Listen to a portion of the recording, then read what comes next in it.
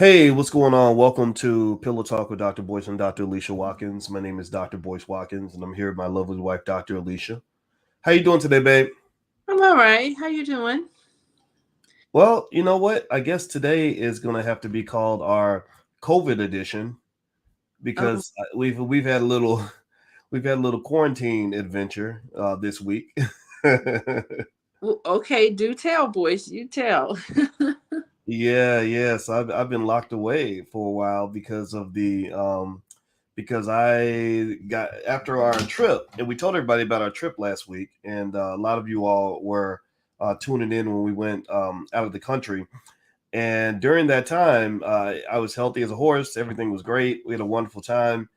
And then dun dun dun dun, and then that's when the Rona snuck up on us, and there we are on the trip, and that's been my whole week.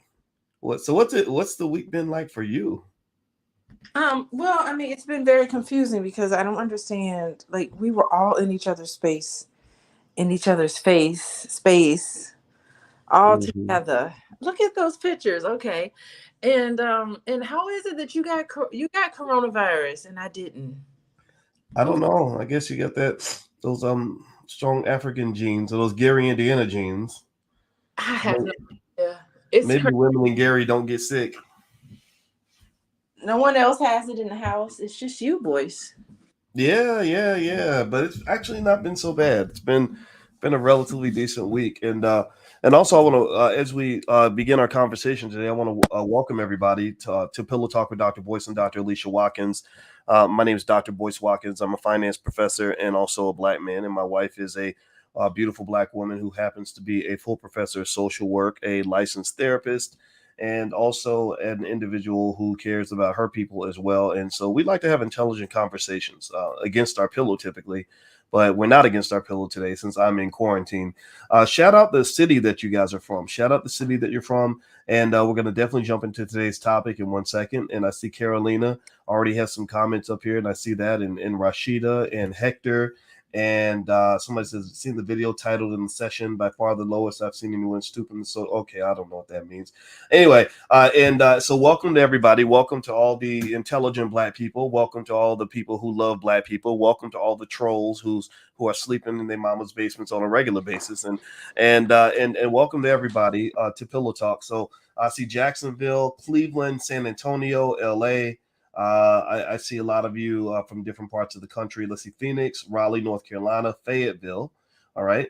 And let's hop into our topic. Hit the thumbs up button. Thumbs up, thumbs up, thumbs up. Okay, so how many of you saw this story with this woman who we'll give you some background on it. We did a little research on it, and apparently there was a sister who got so mad at her lying ass, cheating ass boyfriend that she decided that she was going to videotape herself throwing his dead mother's ashes into the river. There was a big reaction about it on social media, and I don't know what his dead mama did to her, but it was really interesting. So what do you think about that, Alicia? Yeah, well, the details are coming forth, and so what I've been seeing is that that video was not the actual video of her throwing his dead mother's ashes into the lake or whatever. It was just a reenactment. It wasn't actually her doing it because it actually happened, I think, a year ago, 2 years ago. She was arrested, and I guess someone went on TikTok. I don't know, Oh, and just really? so Okay. case, but it wasn't it actually happened, but it didn't happen like it did on the video. The video was fake or a reenactment. It's a reenactment of something that actually happened. And that's Wow. he was arrested. Who knew you could be arrested for that? I didn't know either, I and I did. and I want to ask you. My wife mentioned that she says it sounded like my audio was going in and out. Are you all able to hear me? Can you give me a yes in the chat if you can hear me? Okay. Can you hear me, babe? Are you able to hear me? All right. Yeah, I can hear you. It's just you were saying a couple of words and then it cut out. Oh, okay. Well, are my words coming through okay now? Yeah, it's going well now. Okay. Yeah, just give me a good yes. Let me know you guys can hear me. I don't want to be talking without the voice going through. Yeah. So apparently this you, I think you had sent me the link, and you and I are always really intrigued by some of these emotional reactions that can come off a bit extreme, especially in relationships with Black folks, because we've talked extensively on here about how high Black people are on the trauma scale, and how that how some of that can cause just over the top reactions to relationship disappointments. And her, it looks like her name is Augustine Gladney, so she's 40 years old, Wow. and which is interesting, right? Because you would expect this from a 24-year-old. Well, you wouldn't expect it, No, you but you would expect someone don't who for does your this. Wait, well, I would expect uh-huh. someone who does something like this to be a young girl in her 20s. I wouldn't expect a Uh grown woman over 40 to behave this way. But it sounds to me like she was obviously a hurt person, mhm. and also that behavior. It just seems inconsiderate. Like I'm mad at you, so I'm going to take something that you really love, your mother, and I'm going to dump your mother's ashes into the river. Um, what do you think about? I mean, what are your thoughts on that in terms of the fact that she's 40 years old and not 20 years old? Well, I mean, that's what happened. I mean, you mentioned trauma, and sometimes that's what happens when you're hurt, and your reaction to that hurt, it it it gets you triggered. And clearly she was triggered and wasn't thinking clearly. That's what happens when you're triggered. Hence the definition of triggered. You go back to the age, and because what happens, here's what happened. Okay, look, let's just say her boyfriend cheated on her. What that means is that she was deceived. It means that she was probably lied to. It means that she let's see, she was hurt, she was betrayed, she has these feelings. So a lot of us who feel that way, all normal people who aren't necessarily triggered by something like that, we feel that way. We know how to control our emotions. Most of us do. We'll cry about it. We may, a lot of couples come and see me to try to process what's happened. That's the adult way to deal with things. Maybe you're hurt. You might get upset. Sometimes you raise your voice. That's sort of like a normal reaction. Or you become curious. What happened? How come you felt like you needed to do this? What's the source of that? So there's an adult way of dealing with pain and rejection and hurt and frustration. There's an adult way to do it. But the problem is that when people are triggered, they're dealing with things in a way that's very childish. And you're doing and you're saying things that you normally wouldn't do or say. I don't want to make excuses for her, but I think that I'm just here to just try to explain why people who are triggered tend to do and say things they normally wouldn't do, because you go back to the age. It's funny you mentioned that she was 40. Well, just because you're 40 doesn't mean anything if you've had past hurts and you didn't resolve a lot of those hurts. Your mind goes right back to when you were 12 years old and you felt deceived by somebody, and those things were never ever resolved, and so you behave in a way of a 12-year old. I don't even know, or a 12-year old or a 2-year old to that extent. And so she just snapped, and she was hurting, and she said, I'm going to hurt him, and he took it there, and I'm going to take it up to a whole nother notch. That's how some people react to things. And it's not race based. This isn't something that Black women do. I know, like, people come down on Black women. This is Black women. This is why Black women, whatever. It's what people do. And I'm sorry, I've seen couples from all sorts of genres, all sorts of backgrounds and categories, and people who are traumatized, and many of us are. So this is just a reaction to that. It's childish and immature, of course, but I'm not here to try to judge. I'm just going to be here to just kind of explain. Hmm. Yeah. Okay. Well, I'll say this. I don't know if it sounds judgmental or not, but I think that I'm okay with putting or imposing my value system on this idea that I don't understand personally why you would need to throw somebody's mother's ashes in the river because you're upset in a relationship. And I get it, in terms of why she did what she did. And I try to ask myself, if this were a man who, let's say, instead of throwing the mother's ashes off into the water, let's say it was a man who just punched her in the face, you know, Society does not spend any time. No one spends any time saying, you know, did he punch her in the face because his feelings were hurt? Like, what led him to punch her in the face? Right? No, we don't do that. We say you beat a woman. There's a penalty for that, and whatever issue, whatever hurt feelings you had that caused you to hit that woman, you're gonna have to work that out on your own. You should have, somebody should have taught you how to put your feelings in check. Somebody should have taught you how to handle your emotions in a mature way. Now we're going to teach you a lesson that we don't care how mad you are. We don't care how unjust things are. We don't care how many convictions in the court of love that you feel like you deserve. The reality is that there are boundaries of acceptable behavior. Like you can't go in and decide, or because I felt betrayed, or because all of us have felt betrayed, all of us have had something taken from us.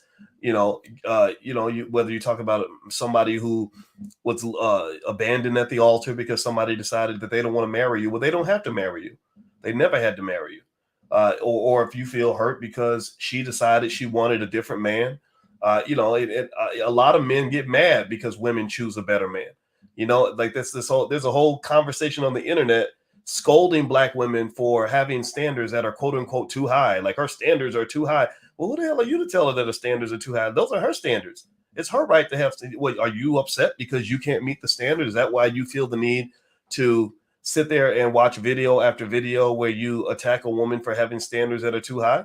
That she should date a regular guy like me? Well, no, maybe she just doesn't want that, and it's her right to not want that. So, what my point is to say is that the thing that made me interested in this whole story is that when I see stuff like this happen, I'm always curious, and that's why I always turn to you and ask your thoughts on it. Because you know the cycle set therapy and everything else. But I see all of this coming back to childhood. I see so much of this going back to. I would never forget when I heard my biological sister, explain how she feels about men, and the first one thing that she said to me was, I was asking her about our biological father, and I said, "Tell us, how did you feel about him? Like, what was it like living in the house with him?" She said, "I remember being 4 years old and being very disappointed and saying, 'Gosh, my daddy's a bum.'" And sure, nobody corrected that. Maybe there should have been an intervention at that point. Maybe he should have been there to say, "No, daddy's not a bum, baby. Let me take you to the park." I don't know, but I know that affected her ability to trust men for the rest of her life. So I believe millions of little girls, when that daddy's not there for whatever reason, he's not there, I think that hurt and that pain comes out like crazy when the man that they love abandons them.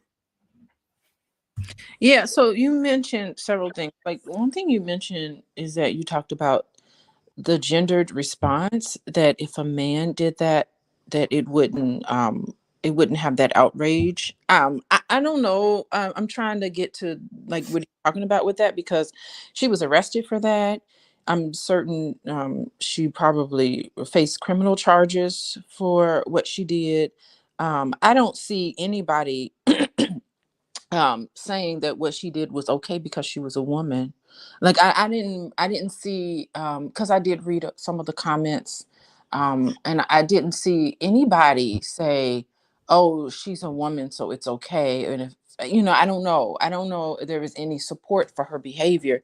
And then I also think that I'm just curious about your gendered response here, because to me it just seems as if it was a terrible thing to do. And women can do, people can do terrible things to each other. And if it's illegal, if a man puts his hands on you and he hits you, that's illegal. And if a woman takes your property and, like, dead mother's ashes, I don't know what the charges were. I didn't even know that was an actual crime, but it makes sense. You took your property and destroyed your property. Um, that's a crime. So I think that things are just illegal. You should not have to do those things to each other. And I do a lot of work. I don't know, I got many hats, Boyce. One of my hats is I'm a uh program evaluator for a uh domestic violence program, domestic violence agency in Chicago. And I come in and I do a lot of the evaluation. And part of that includes interviewing participants in the program. They're court ordered people, and there's a men's group and there's a women's group. So both of them in the eye of the court. And maybe you're talking about society, maybe you're talking about, I don't know what you're referring to, but that gender response that you gave. I mean, there's just as many women in that group, in the women's group, as there are men in the men's group. And of course it looks different, but the lack of respect and the abuse, it occurs in both genders. And so that women's group has been growing, of course, but I just think that the reason why the women's group has been growing is because rightfully so, more men are starting to come forth and say, this Right. person is abusive to me, and it's not right. It's not right across the board, but I want you to explain a little more what you mean by that. And then I'll go on to my other comment about your. Well, no, well, you make a good point. You make a good point. I wasn't making. I mean, you don't. I totally get what you were saying about the different groups and things like that. And I think specifically on this particular topic, you're right. When I looked through the comments, there were a lot of people who were appalled by her behavior. It wasn't as if they were saying, "Well, because she's a woman, it must be okay." I don't think anybody. Very few people feel like that's okay. So that I want to make that clear. I'm not saying that everybody just had empathy for her. And by the way, just on another note, her the woman who was charged, she was charged or actually charged with abuse of a corpse. And in the state of Texas, abuse of a corpse you is a Class A misdemeanor that carries a $4,000 fine and up to a year in prison. And so this happened in Fort Worth. And according to records, Smith told police on June 3rd, 2020, that his late mother's urn was missing from the residence he and Gladney shared. So they lived together. He maintains that he heard a conversation Gladney had with her mother, admitting to the fact. So the urn was missing. And so there was a deception there. And I'd love to get your thoughts on the deception piece. But there was deception where the urn's missing. And he's like, hey, babe, where's my mother? Where's my dead mother's ashes? And she's like, I don't know. And lo and behold, he overhears a conversation between this woman and her daughter. So later, Smith says Gladney texted him and also confessed to what she had done. Police advised Smith to collect all text interaction with the woman as evidence. And then there was that video, which I'll show everybody on screen in a second, of some woman throwing somebody's ashes off a river. And apparently this is just a reenactment. But if you want to see the reenactment, just for whatever reason, I'll show it to you. But overall, that's kind of how it went down. So I agree with you. I think that people have matured when it comes to domestic violence. I think that they understand, that women can hurt men too. And I'm glad because there are a lot of men who get hurt. And I think that part of some of what you're seeing online in terms of the weird, movements of men and women are driven by frustration. I can see women that are upset because they feel that they aren't heard, and a lot of men don't feel heard. And so I'd love to get your thoughts about just that idea of living with somebody who lied to you, took something very sacred as your mother's ashes, and then like sat there and made you think that somebody stole them. It's the revenge. She was probably taking revenge on him. I guess her way of dealing with and let's just say, I mean, if he, if he was lying to her and deceiving her, I mean, so there's probably clearly serious issues between the two of them. They're not, hopefully they are not. And it's funny, like, you never know, they could still be together. You know how couples, man, you, man, I feel like I've heard it and seen it all. you know just in, Mm. just in my practice experience and working, like, I just feel like it's such an honor to be able to, even like earlier this week we were talking about like what it's like working at Cook County Hospital, as a social worker. And it's really something, just being able to be in the position where you're in somebody's lives as a social worker, and you see them at their lowest moment.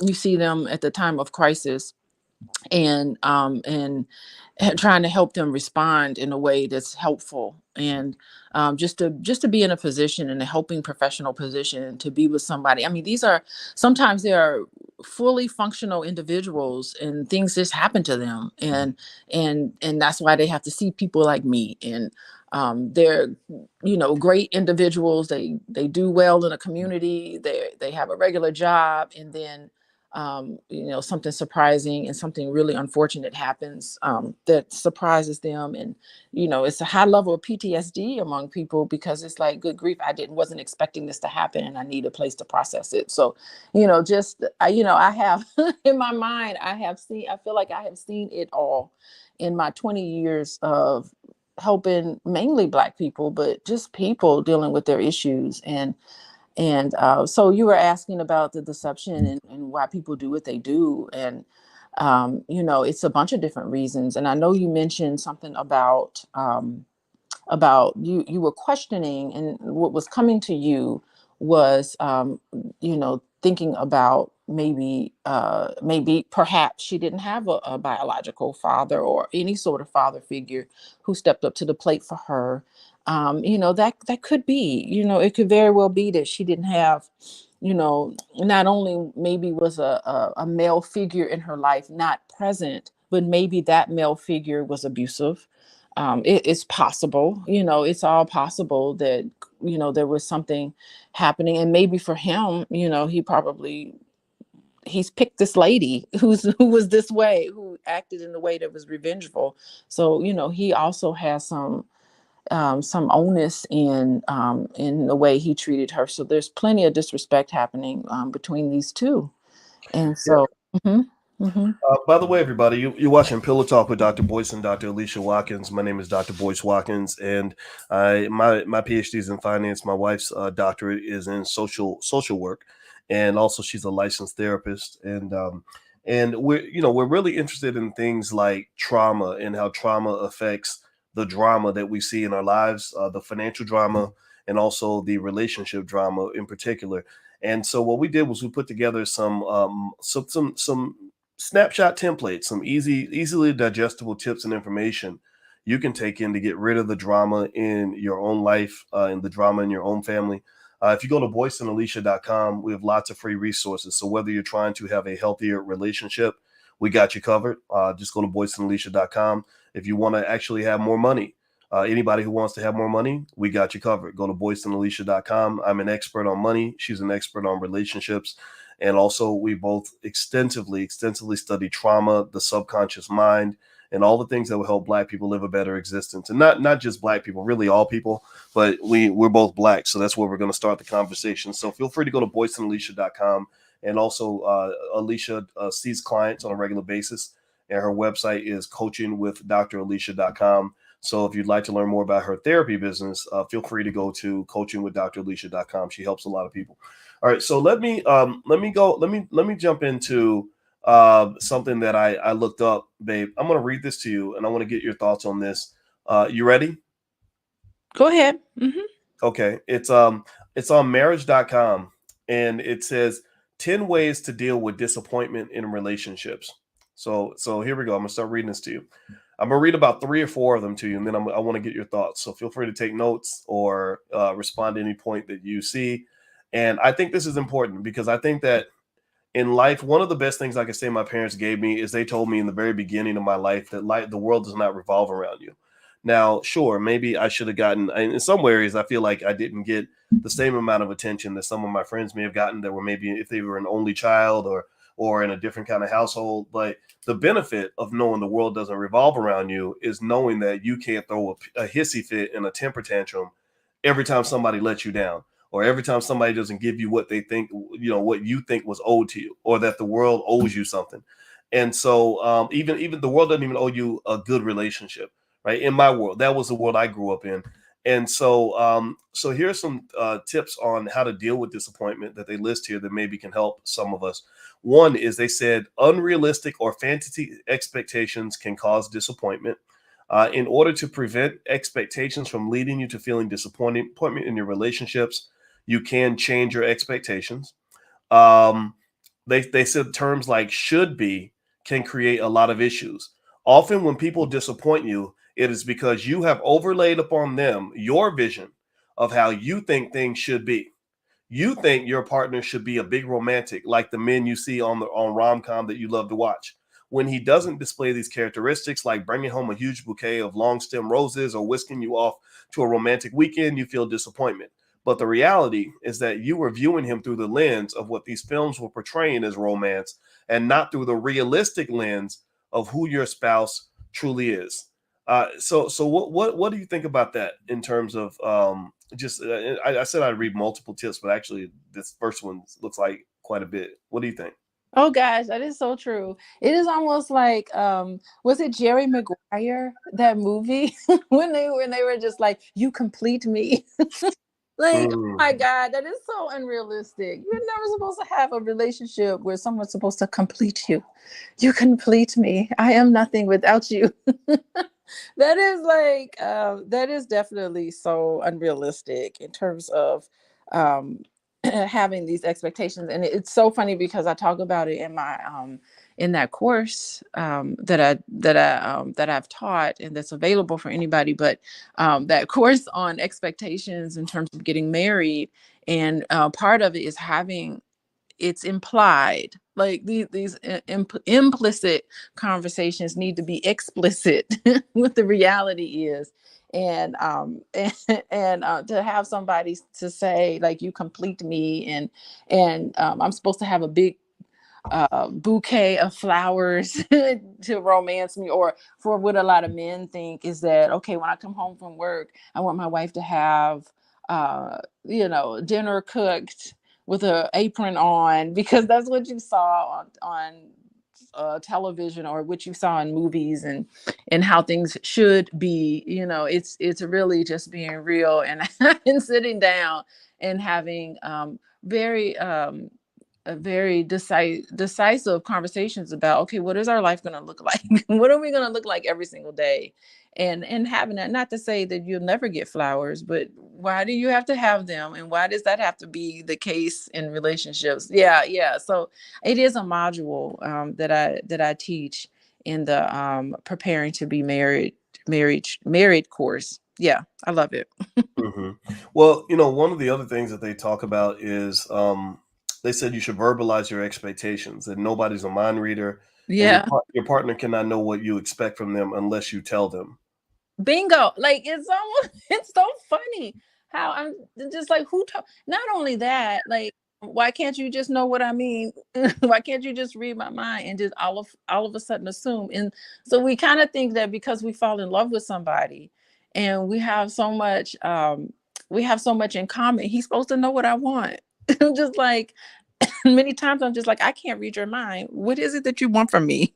Tell me exactly what it is. And yeah, it's that again, making things explicit. And it's nice when you're first dating, because you're noticing all of these similarities, and you have, there's neurological things happening in the brain when you fall in love with someone, and you're just like, we are the same, we complete each other, and you have these ideas. And then you're it's unrealistic to think that someone is supposed to read your mind. And it's so interesting because you brought up the fact that you didn't get the attention that you felt that you needed. And I don't want to talk necessarily about you, but I want to say that when people grow up in a family where they didn't get the attention that they needed, and they didn't get the love that they needed, they sometimes internalize that, and they start to feel that they're unworthy. And so when you are in relationships and you have a need, sometimes it's very difficult to vocalize your need to a partner because you weren't able to vocalize your needs as a child. And you were dismissed, and you were put aside, and you were made to feel unimportant. And you say, you know what, well, if my needs and my thoughts aren't important, then I am unimportant. And when you get into relationships, you do expect somebody to just read your mind because you never had a responsible adult, usually a parent or a mom or a dad or someone in your life that was able to respond to you. And that's why it's so important for all of us, Right. to grow up in a loving environment. Because why is it so difficult for you when you're an adult to express what you really want and need? Well, you haven't had any practice in doing that. And you've been dismissed and put aside as a child. And I think we as Black people need to really stop and listen to our children and what our children really want and really need. And it's so important. Their feelings are so important. their thoughts are important. Not to say that they run the household, but there's a way for you um, to convey to someone that they're important and not have them take over and not have them be the only center of attention. But it's very important for them to know that they are important, so that when they become older, they can be in a relationship where they're able to say how they think and what they feel and what they need from their partner. And I see a lot of people in my office that can't do that because they have that sort of background. Okay, okay. And one thing they were saying is so the reason I brought up this way to deal with disappointment is because when I see somebody who decides, okay, because I'm disappointed because you cheated, and cheating is kind of the number one thing that men get found guilty of that leads to like probably 80% of all these divorces and stuff, or it's somewhere in there. It's usually in the divorce papers somewhere.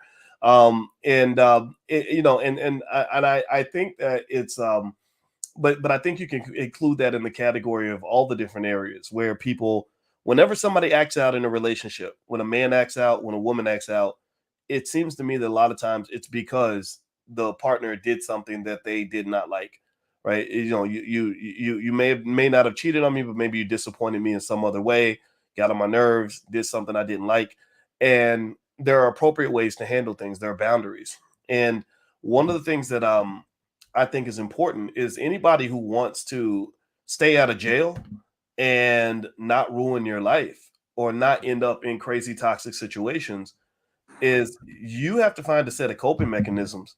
You need to learn how to woosah in there. Like there's, you know, this idea. I mean, I remember when you and I were back at Indiana University, and there was some guy who lived in California who was upset because his girlfriend, who was attending IU with us at the time, she had decided to date another guy. So this guy traveled all the way from California and killed her in the dorm. And you know, he was probably a guy who felt like, how could you do this to me? You can't do this to me. This isn't right. You know, and maybe it wasn't right, but it also wasn't appropriate for him to respond by harming her. There's nothing you can't do. The only thing you know how to do, or only thing you're able to do, in my view, is either accept it or walk away or do something, right? And I remember thinking about that, you know, when I was younger with relationships where stuff would just happen and people would just do you dirty, just do you wrong. And I do business all the time with lots of people to this day. And you've seen it up close where I did a deal with somebody. I did everything I was supposed to do, paid them tens of thousands of dollars or whatever. And then they just decided that they didn't want to do what they were supposed to do. And I would be mad. I'd be furious. I'd want to go and kick somebody's butt. But then there's a point where you say, you know what? The best you can do is pack your stuff and move on.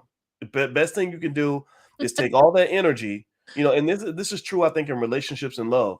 When you get to that point where you start to feel possessive over another human being, like you start to feel like, okay, that's got to be my woman. That's my woman. Ain't she can't be nobody else's woman. She can't be with nobody but me. That limits you. You're not going to be able to see all the great women that are out there for you because you're focused on this one woman you can't have. And the best thing you can do, in my view, is find some way to take that energy. I'm talking from personal experience here in terms of what I had to consciously learn how to do is, and you got to take that energy and pour all that energy into getting as far away from that situation as you can, moving on as fast as you can, getting as far away from that person as you can, and moving as quick as you can to the whatever next good situation that God has in store for you, because that sort of resentment, bitter, stuck behavior, you are blocking every blessing that the universe has in store for you. Do not get into that petty mindset because you will block every blessing that God has thrown at you, and you're going to put yourself in the depths of hell.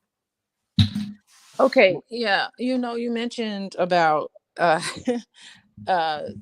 sometimes business deals that you were involved in that didn't work out the way they should. And I'm not I don't want to sometimes unfortunate things happen to us. And part of that whole process is to look back and say there were red flags in there that I missed. There's been a lot of times where I've been like, Boyce, I told you.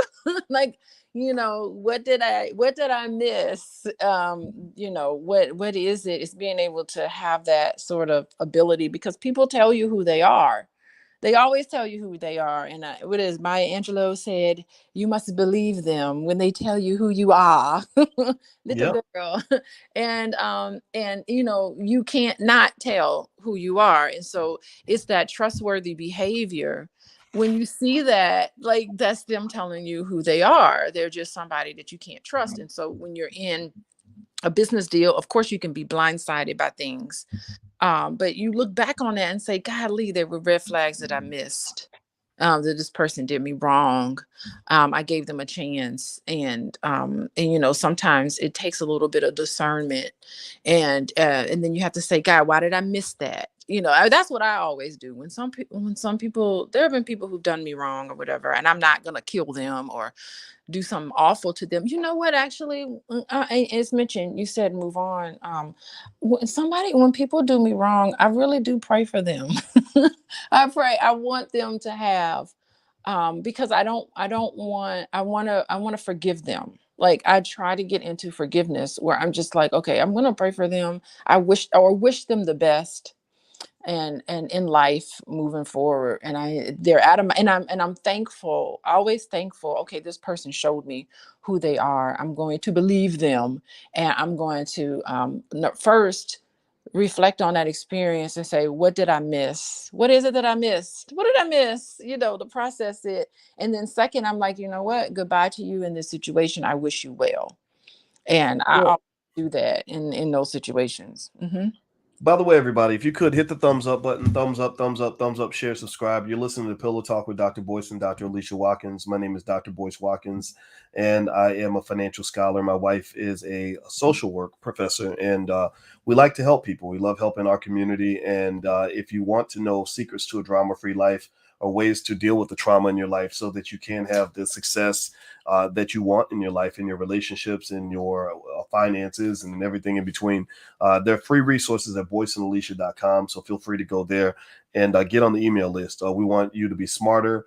And we also know that you can't build anything in your life if you've got drama everywhere. If you're fighting with your partner, if you're fighting with your cousin, if you're fighting with yourself, if you haven't overcome some of the issues that you've had. Kendrick Lamar in his last album did a great job of expressing the fact that Black people, a lot of us need therapy.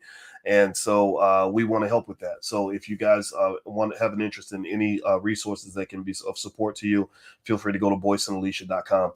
So let me jump in and add to the point that you just made, babe. I want to throw in something. I don't have any formal degrees in relationship stuff, so I need everybody to know that sometimes I end up just being a guy who I come in with Uncle Boyce mode, which some might think it sounds like I'm talking out of the side of my ass, but so you can take it with a grain of salt.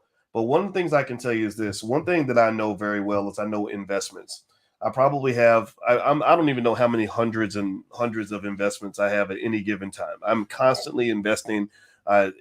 Financial theory and investing theory is something that I have taught college students for since 1993, and I thought deeply about the things that we go through in life, but I thought about it in a financial standpoint. A lot of the things that I learned about risk affects how we view life. When you go into a relationship, you are taking a risk. Am I wrong or am I right? Give me a yes in the chat if you all understand what I'm saying. Because you talked about red flags, and I think that that's a great way to segue into risk. When you talk about red flags, what you're saying is that there were some risks there. There were some sharks in the water that I should have paid closer attention to. And now that some of this stuff has come to bite me later on, I'm now looking back and saying, "Oh my God, how could I miss that?" Or "Whoa, that was messed up," or "I should have noticed that." Right. So in general, in your life, there are very few investments you're going to make that are more important than your investments in relationships, your investments in people. Seriously, I've invested millions of dollars before, but I can tell you that there's no investment I've ever made that's been more impactful than the investments I've made in terms of who I choose to have around me, how I choose my friends, how I chose my wife. I have a process, and the process I use to decide whether or not I want to take a chance on marrying Alicia isn't that much different from the way I might decide if I want to go into a certain business, because marriage is a business. It's a legal contract. There's financial implications, all of it, right? So Oh, and love is not enough. Love is not enough to marry somebody. yeah, love is not enough. Love ain't enough. It ain't A nice necessary. booty ain't enough. Good sex ain't enough. It's necessary. It is necessary, but it is not enough. All that stuff matters, and you can enjoy all the spoils of the relationship, but you, if you the only thing, if you're choosing your partner based on one set of criteria, just on what they look like, are you asking for trouble? And one of the things I know about investments is that when it comes to investing in risk, is you have the knowns, the unknowns, and the unknown unknowns. So if you are deciding to make an investment in another person and you're not investing money, you're investing something much more valuable than money. You're investing your life. You're not investing dollar bills, you are investing your mental health. You're not investing something that's going to appear in your bank account. You're investing your physical health. You're investing so it's time. You can't get the time back. You spend 5 years with a loser. Well, you can't go back and get that time back, no matter how much you cry about it. And what I've noticed is that when it comes to the risk, you have the knowns, the unknowns, and then you have the unknown unknowns. And the third category, the unknown unknowns, that's the biggest category of risk that there is. There's the stuff there's the red flags you see, right? And if you're smart, you'll take some time. I talked to a good friend of mine the other day who another brother who's in, he's in his 40s and he's a good guy, he's smart, he's an engineer. And we were talking about, he said, hey man, I met this great woman that I really like and I'm really digging her. I think I met the one. And I was like, really, man, let me, tell me about her. And he told me she was 38 years old, and which defeats that whole bullshit theory about women over 35 being worthless or leftovers, all that nonsense. Like that's all stupid. Because I can tell you as a man, when I was 40, I could have dated women under 35. I had women of all ages that were interested in me. I didn't want to date a 22-year-old knucklehead. I didn't want to date a woman who who was watching cartoons when I was in graduate school. I didn't want to, seriously, I didn't want that, and me and him laughed about that. I say, hey man, I said, isn't that funny that there are people that literally have been telling people that nobody wants a woman over 35. I said, I got to a point where I refuse to date a woman under 35. Like I refuse. I was like, no, you got to prove to me. No. So anyway, put that all to the side. So we're having this conversation about this great woman. And here's one of the things that he said that was really smart. He said, man, I tried a different approach. I said, what was your different approach? He said, I took 8 months to get to know her before I ever visited her even one time. He said, I noticed that my blind spot is that if I meet a woman and she's gorgeous, I instantly am attracted to her. I said, yeah, because there's a whole bunch of psychological theories that basically say that love is it is like a drug. It literally distorts your reality. And when you are attracted to somebody and you have lust to a woman and she's looking good in that dress, you overlook almost everything. All the red flags that are screaming like red flag, you can't see them because you high. You literally are on that dope.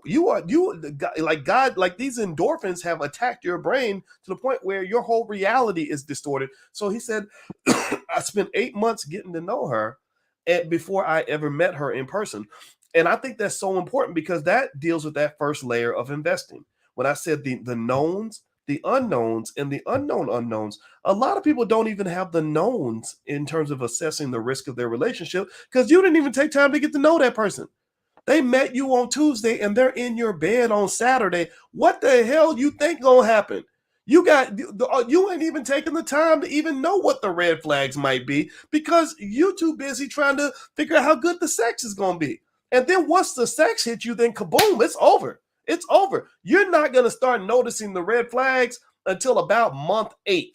And after that point, by that time, that person is in your life. They have met all your friends. They living in your house. They're all up in your stuff, and you can't get rid of that person. And so ultimately, I encourage people to look at your relationships like an investment. And with every good investment, real estate or any other field, you take time to do what they call due diligence. Any investor who does not do due diligence on their investment is a stupid sucker who's looking to lose their money and stay broke. So if you're looking to be broke emotionally, then don't do your due diligence. Go chase a big button and smile. Go lay down with a guy just because he's making $150,000 a year, and don't spend the time evaluating what kind of a human being he is. And then you're gonna miss all the red flags because you did not do your due diligence. In life, smart people who have good lives, in my view, are people who think like investors. That's my 2 cents. What do you think? Okay, so it sounds like what you were talking about is that, well, there's two things. Number one, when you start dating somebody, you need to take it slow. Take it slow. Turtle. Go at turtle pace before you start. And I mean, gosh, Boyce, how long have I known you? Almost 30 years. It took you a long time. It took you a Long time to what? long huh? Well, what long time to propose to you? It took you a long time. Yes. I wasn't waiting to propose to you. I didn't think you were even an option. I If you'd have know. been available, I would have proposed. I would have probably proposed to you at about 35 years old. But That would here's have, the thing. yeah, I was available for so long when we first met. I don't even yeah. When we first met, that. I was a 22-year-old, and to be honest with you, I don't think I would have been in a position to properly respect the kind of relationship I would have had with you at that age, because at that stage in my life, timing is everything. So at the age of 22, I was Mr. Go Get It. I was Mr. Ambitious. I was Mr. Study 10 hours a day. So I was wanted to, I. I met you in the library. yeah, you did. You did. And you were gorgeous. You were absolutely gorgeous. But I think that I don't know that I would have known what to do in a marriage and kids type scenario until I was fully ready. I just didn't. I wasn't. That was not of interest to me. I could have gotten married 1,000 times. I met women that were very nice and all that, but I had other things I wanted to do. I wanted to be one of the best scholars in the world, and that was what was important to me. And I did, and I would meet women that would become, some of whom would become very frustrated because I would say, "Oh, I'll call you on Tuesday," and I would forget, and it's because I would be working in the lab all night or whatever. And I'm okay with that. Like I'm okay. Like I don't judge anybody else's choices because I made my choices the way I wanted to Yeah, make them. you really. The thing is, it's great. I think that's really interesting. You would forget, but depending on the woman, some maybe you don't forget. Maybe you Yeah, just like, right. No, that's true too. I do believe that if a man really I'm just likes you, saying. he will make time for you. And so it's not to say you wouldn't have been And it's all good. say it again. I said it's all good. Like I've had guys forget to call me, and I'll be like, okay, you can forget to call me. It's perfectly fine. I There's somebody else that didn't forget, so I moved. I Oh ain't yeah. gonna be the one to be putting your ashes in the water, your mama's ashes. I'm not like that. I'm just like, cool. It's all cool, and I now know you. I see you. I see you. And, I think in general, I don't believe in telling anybody like what to do and how to live their lives. I think that the dumbest thing you could do though is if you get all your relationship advice like from gurus on the internet, that's a big mistake because a lot of these internet people, some of them, they live pretty empty lives. They just pretend to be doing well so they can get you to watch their YouTube channel. But yeah, for the most part, it's they're gonna some of them will give you bad advice, and they'll give you bad advice and you take it because it sounds good, and yeah, then but when you apply it to your own life, it doesn't actually work. And then when you find out details of their life, you find that their life wasn't as great as they were pretending that it was. Like, so to me, if I'm going to get any sort of internet guidance on how to have a certain kind of relationship, I'm going to look at your relationships, and I want to know the details of your relationship. I want to see your life. Just like if you're my fitness instructor, I need if you are 400 pounds, you're not going to be my fitness coach. And I really think that overall that's the interesting thing that I see in terms of of choices. I've always felt that people should just make their own choice, but yeah. consider. It's so funny. I just wanted to, because before you move on to another point, I just want to say, like, it's awful what you're saying about all of the internet gurus, and they have no credentials. They have like not studied, and it's awful because there's so many excellent professional practitioners who do great work and can give so much to society. It's just that we just aren't seen as much, and we don't have we don't have the ability to be have that shock value, to do these kind of outrageous things. It's really unfortunate that the exciting people and the people who get like all the attention are sometimes damaged in their communication and what they do. And all of us who are sitting here doing the work, the real work, the professional work, we're all kind of like putting our hands to our forehead, like, oh my gosh. Well, what you got to think about? Well, first of all, why don't you look up while I make this statement? Why don't you look up and name a couple people who are good, so that we can really support them instead of just talking about the fact that they're out there. I think that we can consciously mention them, and maybe that could be something we can do in every conversation, is mention some people out here that are doing good work. I know Tia Brown does great work with Ready Set Grow Therapy, and one of the things I'll say is that the part of the interesting thing about the Black community and the way in relationships are discussed in the Black communities, you got to remember, you're literally looking at a community that's just you're looking at the ashes of dead bodies everywhere. Like, their dead relationships just splattered everywhere, and there's toxicity everywhere. And for example, a lot of people related to that crazy Kendrick Lamar song, where they're going back and forth, "F you, bitch, F you, F you, F you, bitch, F you," but they relate to that because that's how their relationships look. Like, their real life looks like that. And so, when you are a therapist and you are talking about things like respecting other people, or having empathy for other human beings, Mm-hmm. or creating a healthy environment for yourself, or sacrificing for your children, well, that's going to fall on deaf ears for a lot of people. That's like literally a foreign language for some people. It's like talking about health food in the middle of a fat farm. Ain't nobody gonna want to hear you talking about your salad and your quinoa and and your vegan lifestyle. They want to go for the cheeseburgers. They want the Whopper with extra cheese with the chitlins on the side. Because that's the stuff that ends up tasting good, and Mm-hmm. it's also the stuff that ends up killing them. Yeah, well, I mean, again, that could be a trauma response too. It's to have that comfort food, and to be able to indulge yourself in unhealthy eating habits. Sometimes that happens to people all the time, and that could be a form of trauma: the overeating, the need for this sort of level of comfort. I mean, all sorts of addictions, all sorts of addictions come from that. Uh, in terms of your eating habits, and so it is a trauma response. Yeah, I agree with that, Boyce.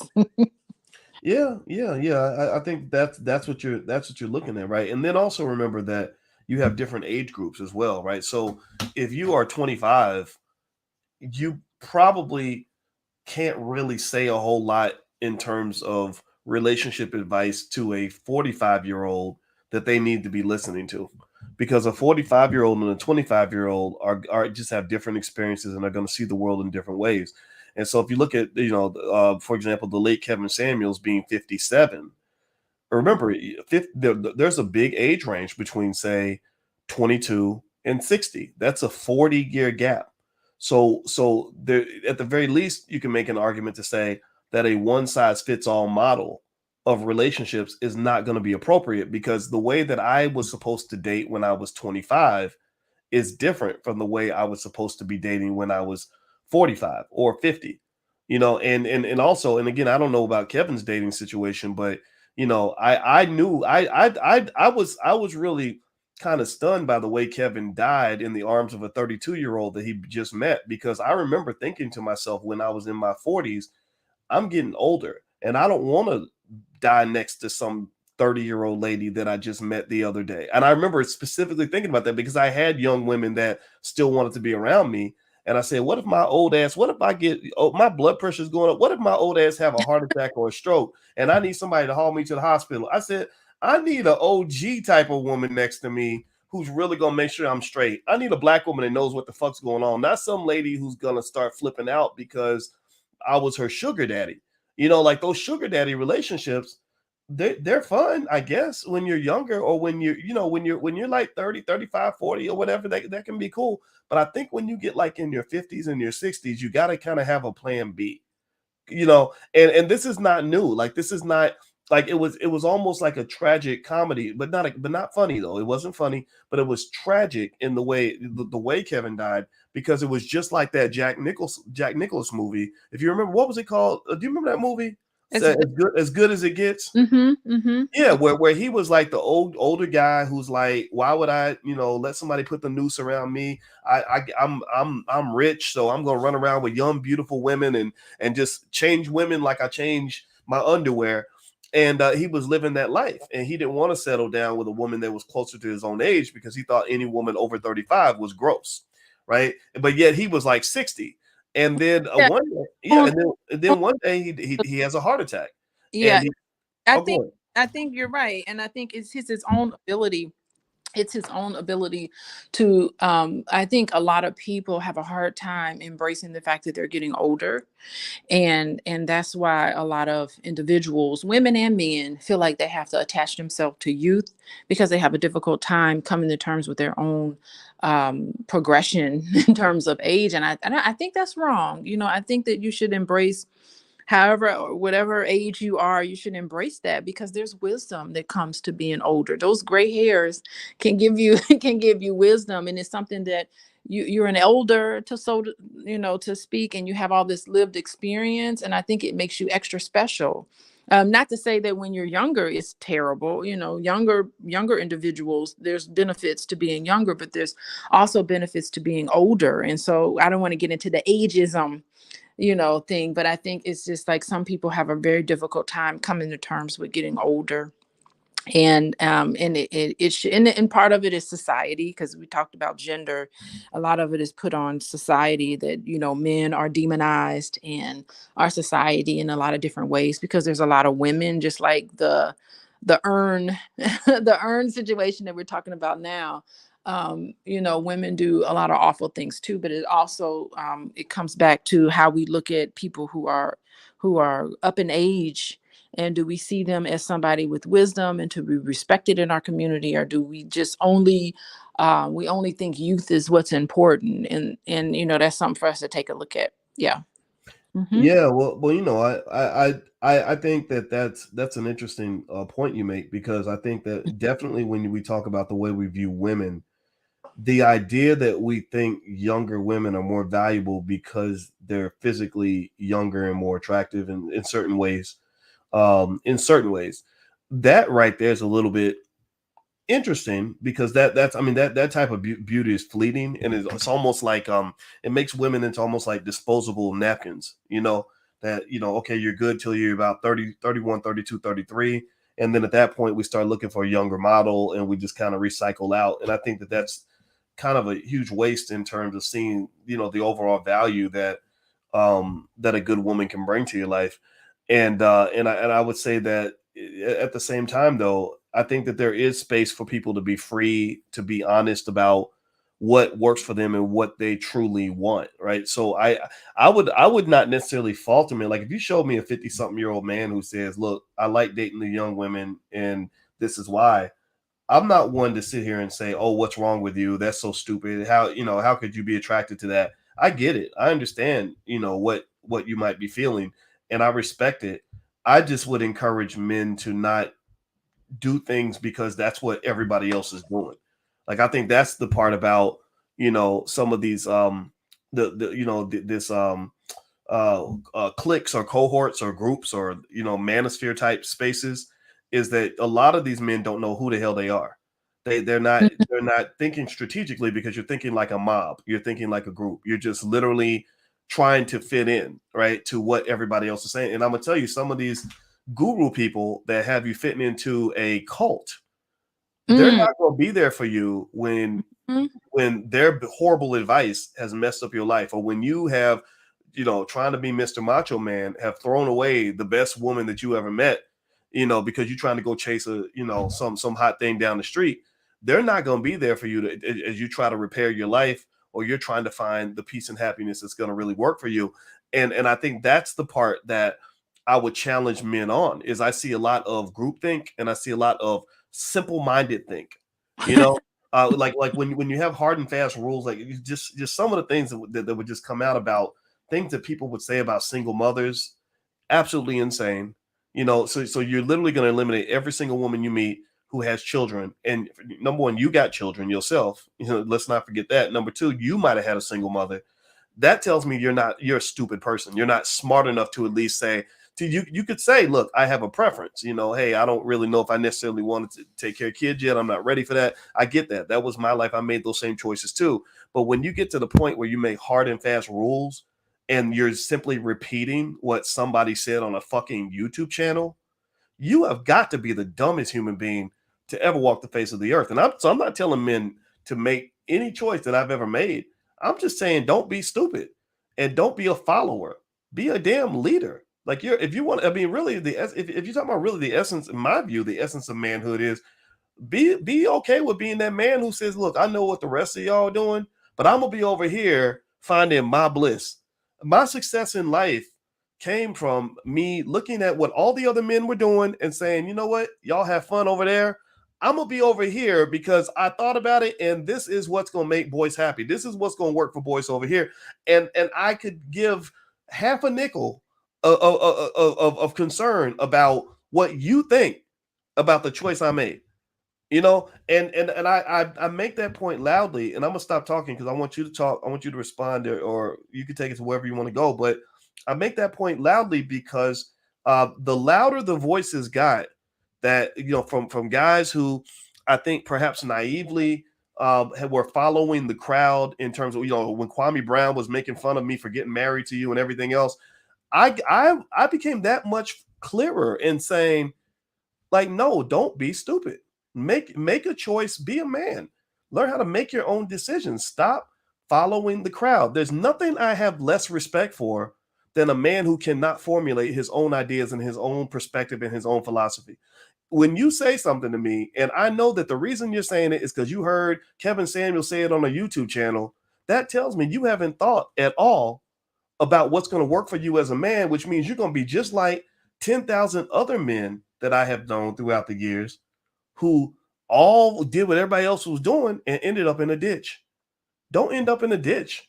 I mean, or at least if you do end up in a ditch, make sure it's the ditch that you chose and you're not going into a ditch just because you saw everybody else was doing it. So go ahead, babe. What are you going to say? Yeah, you're talking about that herd mentality. And when someone comes from a certain group because they all say the same thing. It's almost like they're programmed to speak the same thing and to say the same thing. They all have that same, their comments are all the same. They'll say something like, it could be different people, but the comments will be exactly the same. And that's how you know they come from that herd mentality. And I mean, that's just how it is. I mean, there's a lot of people that have they're just comfortable in a group, and they're not going to do any better than the people in that group. Yeah, so that's sad. And I think that especially when it gets into this negative space, and when you start to take an entire group of people like women, and you just put them into a category, and you say that they're less than, and you have contempt for them. And I know I've spoken about Kevin Samuels quite publicly, and of course privately, about the psychological abuse that the people who called his show, what they endured. And that's what it is. It's abusive. It's not helpful. And so I think that rest in peace, to him and his family. But I hope that it can be, now our conversation can really be more constructive, and hopefully voices like ours and some other voices that want to kind of, instead of being divisive between the genders, can can be more unionized, because you can't categor categorize someone just based on their background. I know we talked about this, that there's many different situations and many different family structures that impact how you live your life. And it's not, you can't just say, oh, you're doing this because you're a single mother, or you're doing this because you are over 35. Like, to put people in categories like that is really demeaning. And Mm. so multiple reasons why people do what they're doing. So I'm glad you brought that up, Boyce. Good job. Good job, Boyce. Oh, well, thank you. I appreciate it. Well, you Yeah. know what? I'll say this. I think I see some questions in the chat where or comments, and Mm-hmm. someone mentioned Kevin Samuels, and they said, I don't understand why Kevin Samuels is such a threat. And I wouldn't say that Kevin was a threat. Kevin was a very intelligent commentator who had a very persuasive voice. And what I really wish I could have helped him do was have some balance with that voice. I think that you can make your point about what you believe you should do as a man without making black women the kicking, the whipping, the poster child of every opinion that you have, and then to speak as if there's nothing wrong with us as men. That literally every single problem that happens in every single relationship that involves a black woman is because modern women don't listen, modern women don't do this right, they don't do that right. And a lot of people have debated me on that, and I because I listen to the brothers, I listen, and we talk about it, and they say no, doc, he talked about men too, he criticized men too, he tore some man up on the show. And I said, yeah, but I want you to go and do this experiment. Here's the experiment I want y'all to do. I want you to go to Kevin Samuels YouTube channel, and actually we can do it right now. Let me see if I can find it. I don't know if anybody's doing any content on it. They should use this channel. I mean, it's a multi-million-dollar asset. A lot of people don't don't know this, but it's a very valuable asset. I mean, it's getting millions of views, so he was probably making a ton of money from it. And I want you to look at the last, say, 10 to 15 videos on that channel, last 10 to 15 thumbnails. And if he were talking about men and women equally, half the thumbnails would have a man on them where he's criticizing men, and half the thumbnails would have a woman on it where he's criticizing women. So let's look at the page. I want to make my point here. So let me show you. Let's pop it open. I don't even know. I haven't even looked at this yet. For all I know, I could end up being wrong about this.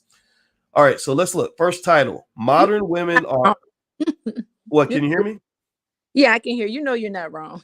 No. Actually, I haven't looked at this yet, so I could end up being wrong. Modern women are a party of one.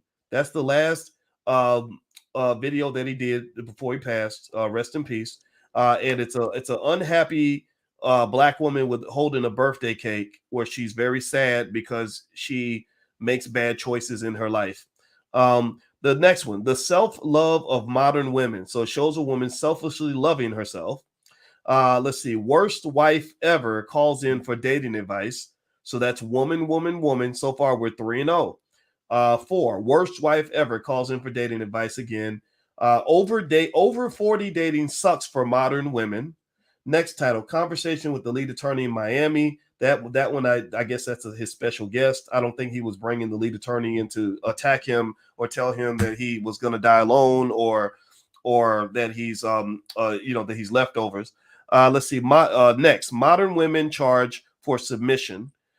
Single mother from down under has too many somethings. Modern women have to share men. Leftover women are tired of men. Bad boss Buddha chick wants rich husband. Lizzo can, but Cam Newton cannot. So I guess he's talking about Lizzo. Let's see here, and I'm not here to defend Lizzo. Y'all know that.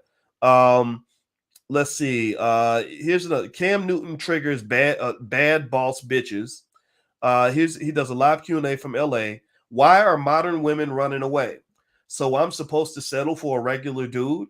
Like so my point is to say that this is not a channel that was balanced between critiquing men and critiquing women. This was a channel that was built in a very basic, simple way. The simple model is we're going to post up every week some image of the black woman or maybe we'll pick some woman that I can beat up on camera, and everybody can sit in the back and cheer me on as I explain that these are the people that are the reason that the men in my group can't get a girlfriend or can't get the woman that they want or have problems with their baby's mamas, right? It's because her standards are too high. She wants to have it all. She's incredibly selfish. She's messing up her relationships, right? And I'm not saying these things aren't true, right? These things do happen in relationships, but I'm like, where's the critique of the men? At what point are you telling the men, look, your shit don't stink either. And maybe you think that her standards are too high because you can't meet the standard, and that's just making you upset. So I don't understand why that's. I mean, the worst I can think that would happen from what I just said, babe, is that there's gonna be people, because I've seen some of the weird guys. Like there's some weird guy who has, his name is O'Shea Jackson, but I know the real O'Shea Jackson. I know Ice Cube. So I'm wondering I wonder if O'Shea has his own real name or if he's got to go steal other men's names or something. But I'm sure there are guys like that who will come back, and because they get very emotional in their defense of whatever they believe in, they think I'm attacking what they're saying. I'm not attacking it. I'm saying just be a man. I'm saying be a man and understand that part of being a man means looking at all sides of the issue. If somebody just simply gets you to be a cheerleader as they're beating up on whatever you've chosen as your selected scapegoat to help you escape accountability for the reasons that you're coming up short, then to me that's no different from those feminists who say men are the reasons for all their problems. You just become the bigger bitch. That's it. Literally, like when you're yelling and you're out screaming women and saying it's your fault and you're the reason that why this and you're the reason why that. And we're holding these women accountable, but you ain't holding yourself accountable, right? But we got to hold these women accountable. Why? That's what my thing. That's what real men, like the men I know who are living their lives or whatever, are looking at this and they're like, why in the world? Like that, well, we got to hold these women accountable. It's like, why? Like, if a woman is making bad choices and her standards are too high, then let her live over that. Let her make her choices. Yeah, Why is it your job to hold everybody else accountable? But ain't not yeah, one conversation in there that I saw, not one thumbnail was about holding men accountable and saying, this is where you're coming up short too. yeah. And when I look at that, it really makes me say it's sad to see because a lot of these men are so injured. And that's all I see. I see men who have been injured. I see that a lot of healing needs to take place with people who gravitate towards such negativity and one-sidedness in the conversation. I didn't see. Yeah, I can't necessarily disagree too much with a lot of what Kevin Samuels has said. I mean, of course, you can always find Black women or people, whatever, doing some things that are less than ideal. But the fact that he would come down so hard on Black women, and here we have an example about the Earn situation, about how she has, she was totally triggered by this whole thing, and she did something that was illegal and that was abusive, and him cheating on her, that's psychological and emotional abuse too. So whatever the dynamic between their relationship is, that there's a lot of pain, there's a lot of hurt, there's a lot of I don't want to sound like Jada a lot of, how Jada talked about how there's healing that needs to be done, but Yeah, for but sure I'm not in I'm this not situation, I'm not really defending Jada, I ain't either. I ain't but defending her. That's another. We need to talk about her. She did a red table talk. That was interesting stuff there. But I just see so much injury, and to be able to just become popular off of the denigration of Black women. I don't know. Like, I feel like Black women, we have it really hard, and Black men do too. But I can't hear you. Hey, Alicia. way more difficult in a lot of different ways. There are some ways where Black men have it really bad, where we don't get to experience a lot of that. But there's many, many different ways where Black women. I mean, I was just reading something recently about how Black women are the least paid for the work that they do, and if they make a mistake on the job, or if they make a mistake, they receive like the worst penalty and coming down on them really difficult. And I can speak from personal experience. Hell yeah, that that happens in my life. One, coming down on you with a vengeance. Yeah. We And so we need a lot of love, and we haven't gotten in. And what were you gonna say, Boyce? well, let me say this. When I take instruction or critique or criticism from Black women or Black men or anybody, I don't take it from everybody equally. If I'm going to consider letting a woman criticize me, my question would become: Have you earned that right to be? Have you earned the right to criticize me? If you want to criticize how I respond to my pain, you have more credibility if you sat with me in that pain. If you went to battle with me and you saw and we fought the same battles together, then I can hear you out. And let me give you an example. I'm not really interested in hearing. Let's say you have a black woman who marries a white man, and she wants to do a TV show where she's talking about what black men need to do better. She has no credibility to me because you're not even in the battle. You're not in the trenches with the black man. You're not fighting alongside the black man. You're not helping us to deal with the issues that we're facing. So you're really kind of trying to coach the team as a spectator. You're not participating in this game. You're just watching. You're coaching from the sidelines, and you have no credibility in my view. Doesn't mean that what you're saying can't be right, but you haven't earned the right to criticize me. And I would almost make the same argument when you talk about when Kevin was here. Kevin spoke extensively about the black woman, and you could make an argument to say he was trying to help black women do better. He was trying to make sure they don't die alone, like he did. They're trying to make sure that he's trying to make sure that they learn that their standards are too high and they got to change this and change that. Okay, I get all that. I get all that. But to me, if you are going that hard to correct black women because you feel it's your job to correct them, you're not exploiting them for profit. You're not, let's assume that you're not trying to use them to get views on a YouTube show. Then my question is, when you are on your deathbed, are you laying next to a black woman? Or were you laying next to Hortensia Cortez or whoever that lady is? Because she wasn't no African American woman. She was not black.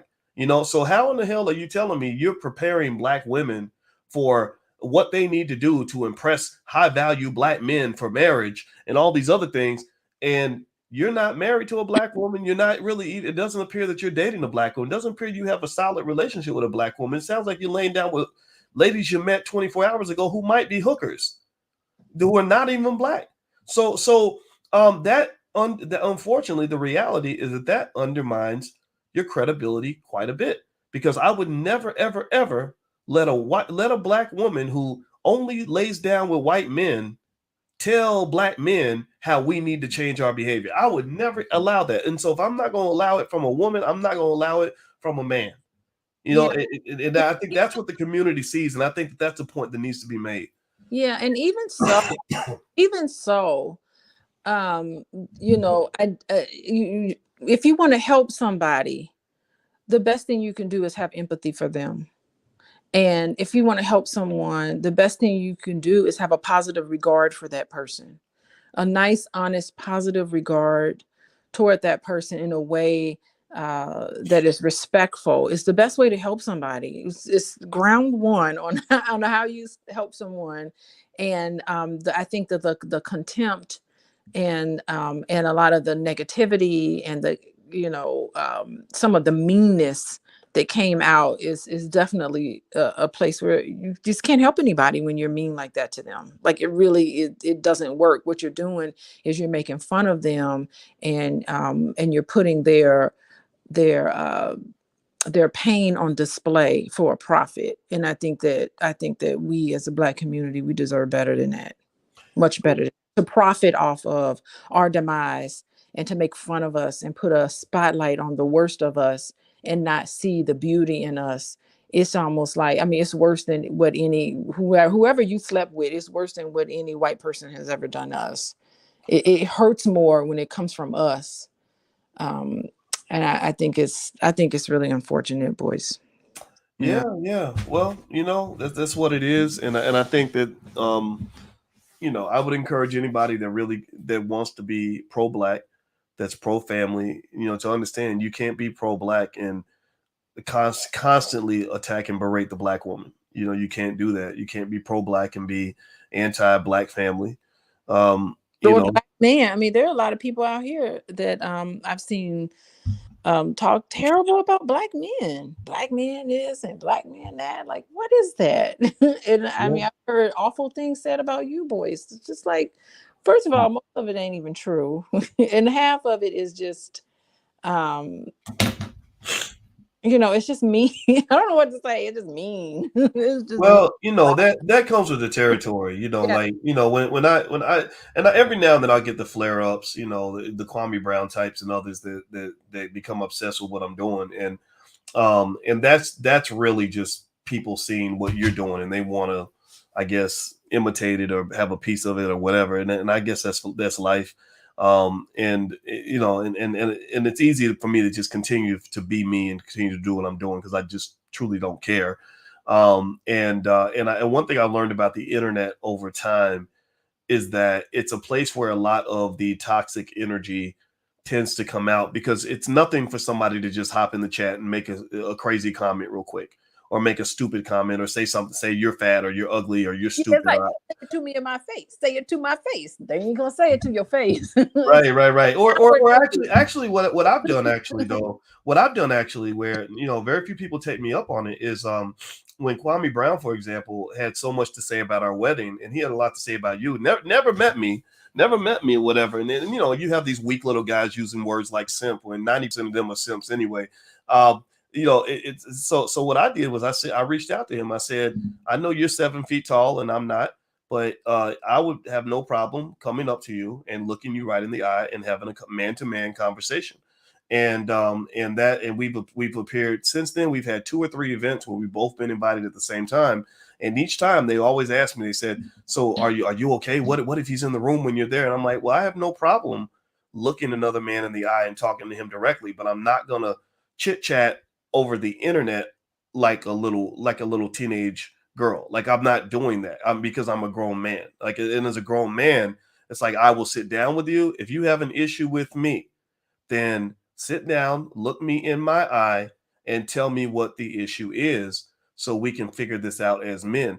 I'm not caught up in the rah-rah of the internet. The internet is a place where you have a lot of people who never got respect in the real world who suddenly are feeling like they're important people because they got 10,000 subscribers on a YouTube channel. And I see past all of that. I'm a professor. I analyze everything. I can break stuff down to a microcosmic level. So ultimately, all this is just a bunch of hoopla and a bunch of nonsense. What's real in our community is what's going on with our families, what's going on with our children, what's going on with the future of this community. And if we can eventually have a conversation, a productive conversation about that, then everything else you're talking about is basically entertainment. That's all it is, and entertainment means just absolutely nothing to me. And so, in general, the other thing I will always say too is that whenever I've had people that would go out of their way and do like lots and lots of videos, so part of it is if you put my name in a video, it's going to get you some extra views, and I understand that these guys Yeah, need the money. their whole entire platform is on. I'm gonna talk bad about Boyce. I'm gonna talk bad about this person. Their whole entire platform is trashing, Yeah, trash. yeah, yeah, or what they call it, like roasting people and stuff Uh, like that. And I've hit some of them up. I said, look, I'm not going to sit here. I'm not going to scream and holler back and forth at you on YouTube because that's what children do. But if you want to call me, here's my phone number. Or if you want me to come on your show, I will answer every single question that you have. I have absolutely my intellect does not fear your intellect. Like there's nothing you're not going to outsmart me. You're not going to trick me with some trick questions. No, you come to me, especially if you have a nice big platform. Sure, you can ask as many hostile questions as you want, and I will answer every single one of them. And what happens is that when people get challenged like that, they tend to kind of shrivel up. They tend to walk away, or they'll just go back and they'll just make another video because the entertainment is what's getting their rent paid. And I think that's fine. So I'm not really concerned about so much people saying things on the internet because every time somebody says something bad, there's somebody that says something good, and it all kind of balances itself out. I would encourage anybody out here that's like doing your thing. One thing you can learn from this is just keep being you, keep moving. If you just keep it moving and you just let people know, look, I'm gonna be the same person on Monday and Tuesday and Wednesday as I was on Thursday, Friday, Saturday, then eventually every single hater you'll ever have in your life walks away and they usually find something else to do. You know, and if you look at the track record, I've had crazy attacks. I mean, I'm talking about videos with hundreds of thousands of views. Um, and Kevin Samuels did a video about me, but actually he didn't attack. Kevin was a very believe it or not, he was actually quite a logical, intelligent person in the sense that he when he talked about me, he spoke in a way where I said, okay, actually what he's saying is actually correct. You know, He did a terrible video about me. Remember that? well, yeah, well, that's because some of your perspectives are not consistent with his perspectives, and I think it's his right to disagree with you, right? Yeah, And but and it's I disagree with interesting. him. Yet again, another black woman. He didn't, yeah. Yeah, but remember that. But the thing was, though, I have to give him credit though, because when he did speak about you, from what I understand, I didn't watch the whole video, but he didn't do it the same way that, like, say, a Kwame Brown did it. You know, like some of these guys just talk out of the side of their ass. They don't know what the hell's going on, and their goal is to be ignorant and disrespectful. I can respect a person who disagrees with me. What I cannot respect is a person who is a 40-year-old teenager, or Yeah. you are willfully ignorant, or you just trying to keep it as gutter as possible because you know that ignorant people respond to ignorant content. Once you start getting ignorant, that lets me know that we're just not the same. You know, like okay, go do what ignorant people do, get your little YouTube views, make your little money. God bless you. Maybe one day you'll be on the BET Awards. I'm not trying to get on the BET Awards. I'm trying to actually have conversations that lead us to understand the world a little bit better and to have better lives for Black people. Because remember, a lot of these people that act all crazy, they are unhappy as shit. They are Yeah. miserable people. I don't want to be miserable like you. Like whatever chaotic, vile nonsense that just came out of your mouth tells me that you must be really hurting on the inside. Like when somebody is really toxic like that, and literally they're spewing poison out of their mouth every time they talk, that means that they're walking around with poison inside their bodies that they're spewing out onto the world. I don't want to be full of poison. What am I going to do? Out poison you? I'm not trying to do that. Yeah, there's someone in the chat, SD and H99. They made a comment. Maybe one day we'll be able to profit off creative, innovative stuff over gender wars and celeb gossip. Perhaps, Of that. perhaps. Well, there's really good stuff being done in the Black community. It just doesn't Yeah. get as much attention as the toxic stuff. But like right now, for example, down at the Black House in Atlanta, I was gonna go down there this week, and you and I should have both went down if I didn't have my little COVID thing.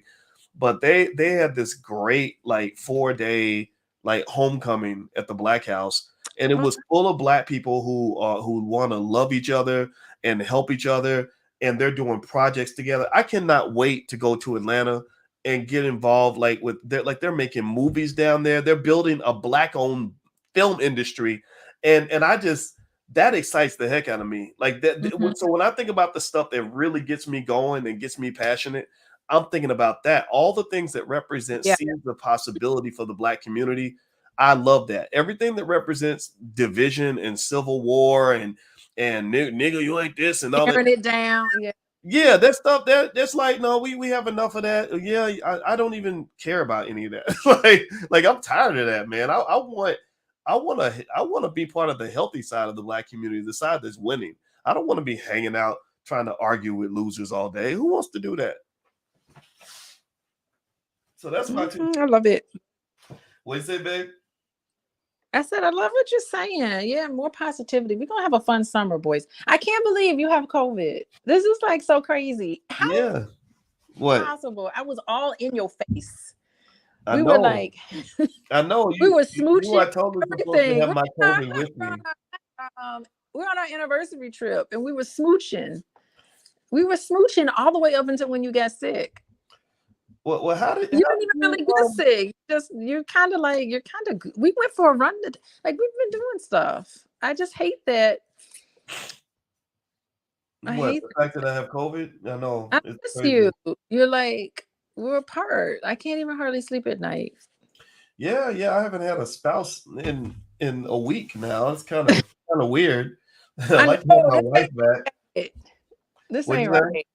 This is not right. Now I'm gonna be like, I'm not even taking my own advice. I'm not being Does the COVID protocol, do they allow conjugal visits? There's no how does this happen? I can't even, and I'm so used to, like, I didn't realize how I'm so used to touching you constantly, just because, and then to be in a space where I can't touch you, Oh, or I have to socially distance like that. That is very awkward and very weird. But for sure. hopefully, we'll be better soon. So anyway, you betcha says happy anniversary, and thank you very much. We appreciate it. You And I don't have much else to say today. We started off with our topic for today, but then as y'all know, we take the conversation wherever we need to take it. So thank you all for listening to Pillow Talk with Dr. Boyce and Dr. Alicia Watkins. And I see Lene's in the building, by the way. Lene Who's Javette. what? What? Yes. In the chat. What's up? Yeah. Smooching. The awesome Lene Javette. And Lene's got her Black Power conference coming up. I wish I could put the URL on the screen, but I don't have it. But I'll bring it up next time. And so anyway, shout out to Lene. We love you. She's a great friend and a great person. So if you all could, please hit the thumbs up button, thumbs up, share, subscribe. Also, you can go to boyceandalicia.com if you'd like some free resources on the drama-free lifestyle. Lene, if you want to put your URL in the chat, I can actually pop it up on the screen so everybody can see it. She's got 29 speakers for her conference, which is an absolutely epic undertaking. Lene is just diligent like that. And also Alicia's website. I want to give you guys her information so you can follow her on Instagram. It is coachingwithdralicia.com. Alicia sees clients on a regular basis, and also she teaches a lot of classes on how to deal with your problems in your relationship. So if you've got a relationship that's kind of driving you crazy, then I encourage you to fix it, because unhealthy relationships are very costly emotionally, financially, and otherwise. And so I encourage you to make the investment in your family by getting the help that's out there. The solution is out there. Don't try to do it all by yourself. All right, guys. Well, please have a wonderful day, and God bless you. And it was great hanging out with you. And thank you, DDS, again for moderating the chat. I respect you so much, brother, for holding it down. You will always appreciate it. And of course, I also want to say thank you to my lovely wife. I appreciate you as well. Thank you, baby. Yes, thanks for inviting me on. I love these pillow talks personally because I get to talk to you. I know, absolutely. I'm with you. Undivided attention. I love Yes, it. ma'am. Yes, ma'am. So next time we'll be against the real pillow. I look forward to that. Yes. All right. Well, everybody have a wonderful night, and God bless you. It was real, and we shall speak to you soon. Take care now. Bye-bye.